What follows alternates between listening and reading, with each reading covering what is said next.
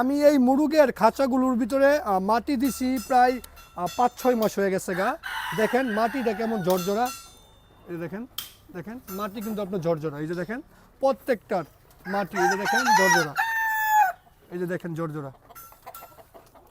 এখন এই মাটিটা ঝরঝরা আছে, কিন্তু সবথেকে গুরুত্বপূর্ণ যে কাজ, এটাকে আপনি জীবাণুমুক্ত করা, ঠিক আছে? কারণ এই মাটির সাথে দুনিয়ার মুরগির মল, এই মাটির সাথে দুনিয়ার মুরগির মল আছে, মলের থেকে জীবাণুটা ছড়াবে।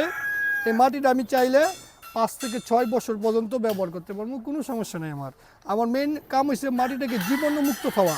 এটা তো আর এখন মাটি নাই আপনার, অ্যাকচুয়ালি এটা আপনার 80% মুরগির মল হয়ে গেছে গা। কয়েকদিন পরে 100% মুরগির মল হবে, কিন্তু মুরগির মলটা মুরগির পায়ের পাড়ায় ভাঙে গেছে গা। তো এইগুলো আপনারা চাইলে অনেক দিন মাটিটা ইউজ করতে পারবেন জীবাণুমুক্ত করে। আমার যেহেতু নিজের মুরগি পালনের অনেক অভিজ্ঞতা আছে, আমি এই জন্য মাটি দিছি, আমি জানি মাটিতে কোন নিয়মে মুরগি পালন করা লাগে। যার কারণে আমার এই মাটিগুলোতে আমি আরও 2, 3, 4, 5 বছর যতদিন মন চাই মুরগগুলো আপনি পালন করতে পারবেন।